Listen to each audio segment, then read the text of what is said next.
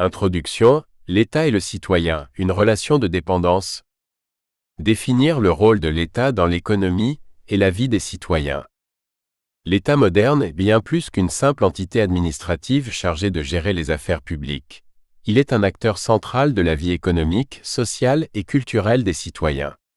Son rôle, au départ limité aux fonctions régaliennes telles que la sécurité et la justice, s'est élargi pour inclure la régulation des marchés, la protection sociale, la gestion des infrastructures et même l'influence sur les comportements individuels.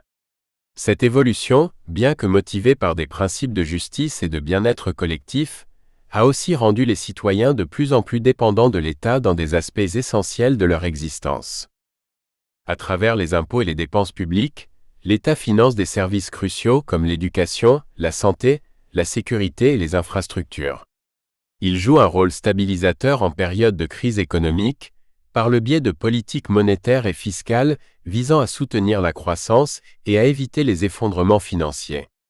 En théorie, l'État agit dans l'intérêt commun, cherchant à équilibrer les besoins individuels avec ceux de la collectivité pour maintenir une harmonie sociale et économique. Cependant, cette omniprésence étatique entraîne également des effets secondaires, souvent ressentis comme un poids par certains citoyens. L'État prélève une part significative des revenus sous forme d'impôts et de taxes, tandis que ces décisions impactent la capacité des individus à prospérer de manière indépendante. En se positionnant comme un pilier de soutien, l'État crée aussi une forme de dépendance. Il devient difficile, voire impossible pour les citoyens de s'en affranchir totalement. Ainsi, la relation entre l'État et le citoyen oscille entre protection et contrainte, entre soutien et domination. Dans un tel contexte, il est pertinent de se poser la question suivante. Jusqu'à quel point cette dépendance est-elle inévitable ou bénéfique, et à partir de quand devient-elle une entrave à l'épanouissement personnel et financier des citoyens? Cette introduction explorera les fondements de cette relation complexe, servant de point de départ pour comprendre comment, parfois, l'État peut devenir un acteur contribuant directement ou indirectement à l'appauvrissement de ceux qu'il est censé protéger. Questionner si certaines actions étatiques peuvent, au lieu de protéger, contribuer à l'appauvrissement des individus. Si l'État est censé être un garant de la stabilité et de la sécurité économique, certaines de ses actions ou politiques peuvent paradoxalement engendrer des effets inverses, appauvrissant les individus qu'il entend protéger. Cette contradiction soulève une question cruciale.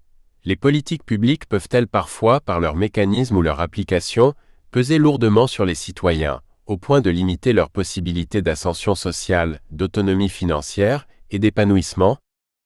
Prenons l'exemple des taxes indirectes, telles que la TVA, qui augmentent le coût de la vie de manière uniforme, indépendamment du niveau de revenu. Ces taxes pèsent proportionnellement plus lourdement sur les ménages à faible revenu, réduisant ainsi leur pouvoir d'achat et leur capacité d'épargne. Par ailleurs, les politiques de redistribution, bien qu'elles visent l'égalité sociale, peuvent avoir pour effet de diminuer l'incitation au travail ou à l'innovation, en particulier si les citoyens perçoivent les prélèvements fiscaux comme une entrave injuste à leurs efforts.